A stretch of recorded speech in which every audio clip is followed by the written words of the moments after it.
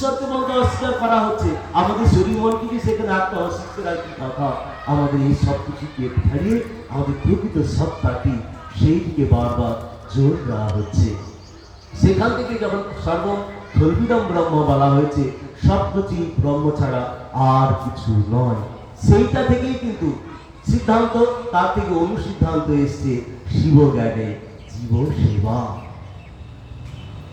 প্রত্যেকের মধ্যে শিব আছেন, সেই তিনি ছাড়া আর কিছু নেই। অদ্বৈত বেদান্ত, আমি অজাতবাদের কথা বলেছিলাম, বিবর্তবাদের কথা, যেটা শঙ্করাচার্য আমরা অনুসরণ করে দেখি, এক ঈশ্বর ছাড়া আর কিছু নেই।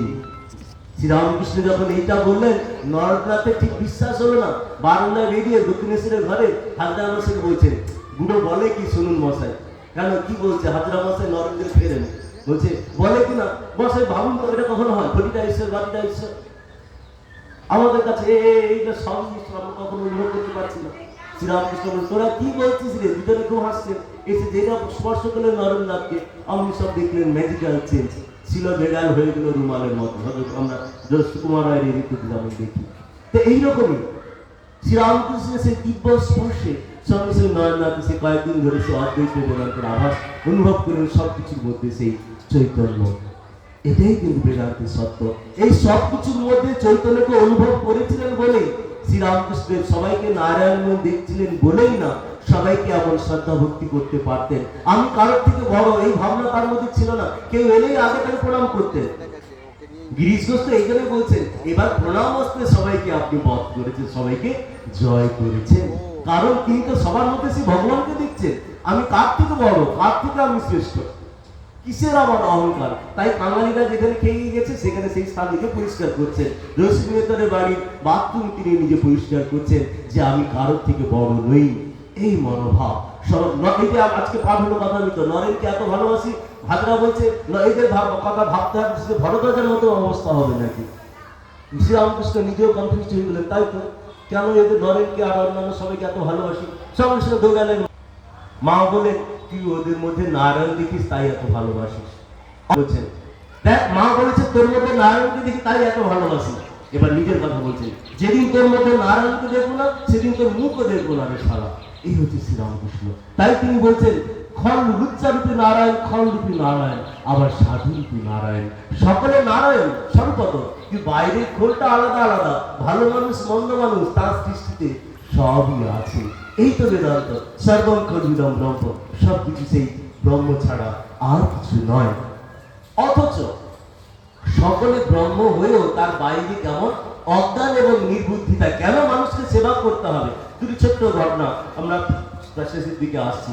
যেমন ধরুন, দক্ষিণেশ্বরে বর্ষাকালে অনেক ঘাস হয়, আপনারা জানেন বাগানে প্রচুর ঘাস হয়ে যায়। সেই সময় ভেসে গাছের অনুমতি দেওয়া হতো বাগানে ঘাস কেটে নিয়ে যাবে। তা একদিন দেখছে একজন বুড়ো মানুষ তা গরুর জন্য ঘাস কাটতে এসছে।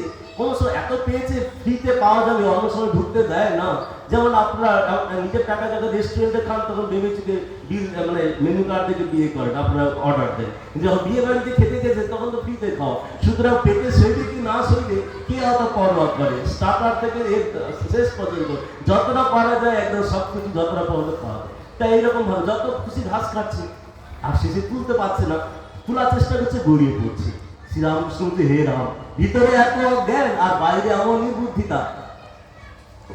তারপর দেখালো একদিন আমাদের শ্রীরামকৃষ্ণের ভাগ্নে হৃদয় একটা ছোট এলে বাচ্চা জোগাড় করেছে, গাছতলায় বেঁধে রেখেছে। ওরে হৃদু, এলে বাচ্চা কি হবে রে মামা? এটাকে এক পেয়েছি, ফ্রিতে পেয়েছি, একজন দান করেছি, নিয়ে এসছি।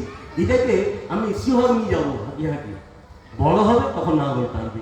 শুনেই শ্রীরামকৃষ্ণ মাথায় কে যেন লাঠি মারলো, বলে এত বিষয় বুদ্ধি, এই ছোট বাছুর এটাকে হাঁটি হাঁটি ওই দূরে কোথাও দক্ষিণেশ্বর থেকে শিহর নিয়ে যাবে, রাস্তাতেই মরে যেতে পারে। যদি বা বাঁচে রুগ্ন হবে, সে বড় হবে, হাড় টানবে, তাতে সংসারের উন্নতি হবে।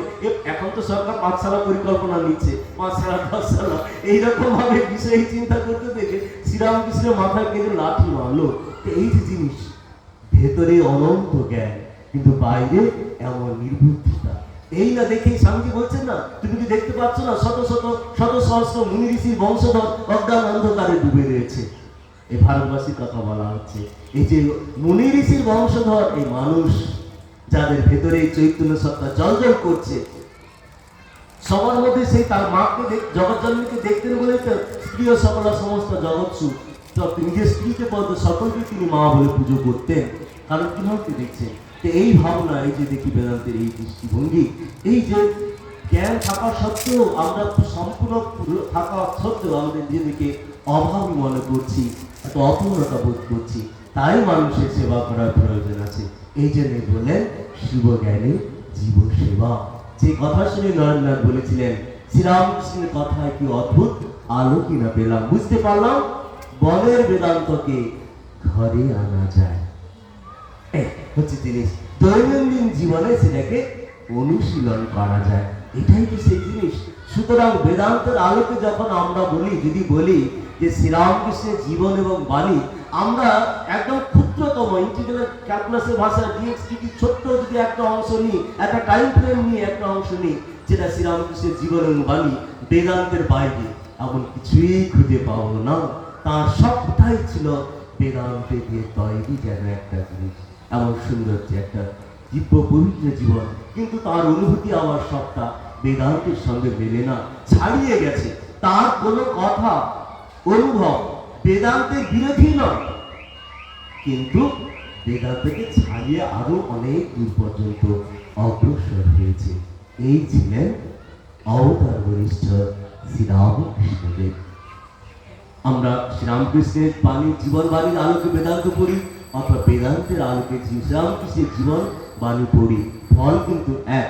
আমাদের দেখতে হবে যে তার প্রতি যেন আমাদের ভালোবাসা বাড়ছে কিনা, তার প্রতি আমাদের আরো ভক্তি বিশ্বাস বাড়ছে কিনা, আর সংসারের বিষয়ের প্রতি আমাদের বৈরাগ্য হচ্ছে কিনা, ঈশ্বরের অনুরাগ, বিষয়ে বিরাগ। যত তার কথা ভাববো, তার করুণার কথা, তার কৃপার কথা যত আমরা চিন্তা করব, আপনা আপনি তার কাছে আমরা স্যারেন্ডার হয়ে যাব। আহা, এমন মানুষটি ছিলেন আর আমরা এমন। তখন শ্রীরামকৃষ্ণকে যত ভাববো, প্রথম অবস্থায় আমরা কি পাবো? হে ঠাকুর, আমার এটা এই সমস্যার সমাধান করে দাও। হে ঠাকুর, আমার ছেলে মেয়ে ভালো বিয়ে যেন হয়। হে ঠাকুর, আমার ছেলে মেয়ে চাকরিতে প্রমোশন হয়। হে ঠাকুর, আমার ছেলে বিদেশে আছে, যেন তাড়াতাড়ি ফিরে আসে। হে ঠাকুর, আমার কোমর ব্যথা হচ্ছে, এটা যেন সেরে যায়। কিন্তু এমন একটা অবস্থা আসবে, তখন ঠাকুরকে কাছে কিছু চাইবো না। যদি শ্রীরামকৃষ্ণ আমার দ্বারা কিছু যদি সামান্য কিছু ভালো হয়, সেটাই করবো। গোপালের মার্সাসের দিকে অবস্থা, ও গোপাল, শ্রীরামকৃষ্ণ বলছে তুমি আর জপ করছো কেন, মালা জপ করছো কেন, তোমার আর প্রয়োজন নেই। বলছো আমার সব হয়ে গেছে, হ্যাঁ তোমার সব করা হয়ে গেছে, তাহলে আর কি, তাহলে জপের মালা ফেলে দিলে। বলে কিন্তু এর কল্যাণ হবে ভেবে তুমি জপ করতে পারো। শ্রীরামকৃষ্ণের কল্যাণ হবে মনে করে গোপালের মাকে বলছে তুমি জপ করতে পারো। এই হচ্ছে জিনিস। এমন একটা সময় আসবে, তখন আর শুধুমাত্র আমরা তিনি ভগবান ঈশ্বর, আমরা তার সন্তান, তার কাছে চাইবো তা কিন্তু না। দেখবেন ছোটবেলায় সন্তানরা মা বাবার কাছ থেকে নেয়, কিন্তু বড় যখন হয়ে যায় তখন মা বাবার ভালো মন্দ কিসে হয়, তাদের ভালো মন্দ খেয়াল করে। প্রথম অবস্থায় আমরা শ্রীরামকৃষ্ণের কাছে এটা চাইবো, ওটা চাইবো, তার কৃপায় এমন একটি অবস্থা আসবে যখন আমরা কিছু চাইবো না। তখন ভাবো আমাদের জন্য যদি শ্রীরামকৃষ্ণের সামান্যতম কিছু ভালো হয়, তাতে আমাদের আপত্তি থাকবে না। মুক্তি ভক্তি তখন আমাদের কোথায় দূরে চলে যাবে। ওই গোপীদের যেমন অবস্থা, ভগবান শ্রীকৃষ্ণের মাথা যত্ন হচ্ছে, নারদের অহংকার হয়েছে না, বড় ভক্ত ঘটনা জানে। শ্রীকৃষ্ণ বলছেন যদি কেউ কোনো ভক্ত তার পায়ে ধুলি দেয়, সেটা আমি মাথায় লাগবো, তাহলে আমার মাথা লোকগুলো সেরে যাবে। নারদ নিজেও দিতে চাইনি, কোনো ভক্ত দিতে চাইনি। গোপীরা যেই মাত্র শুনলো, সবাই তাদের দুখানা করে পা এগিয়ে দিল, কত ধুলো লাগবে নিয়ে যাও। আরে তোমাদের পাপ হবে, ভগবানকে তোমার পায়ে ধুলে দিবে। বলে আমরা পাপ পুণ্যের কিছু পরোয়া করি না, নরক ফরকের কে পরোয়া করে? আমাদের কৃষ্ণ, সে কষ্ট পাচ্ছে আর আমাদের পায়ে ধুলে দিলেই সেরে যাবে, এটা আমরা দেবো না? নিজেদের কথা কে চিন্তা করে? এটাই হচ্ছে ভক্তের এক সর্বোচ্চ অবস্থা। যখন কিছু চাইবে না, বরং তার কল্যাণে দিলে, তার কিছু ভালো হয়, সে কিছু কৃতি লাভ করে, সেই চেষ্টাই করবে। তার কাছে এই প্রার্থনা জানে সকলেই যেন আমরা সেই অবস্থায় উপনীত হতে পারি। সবাই ভালো থাকুন, আনন্দ থাকুন।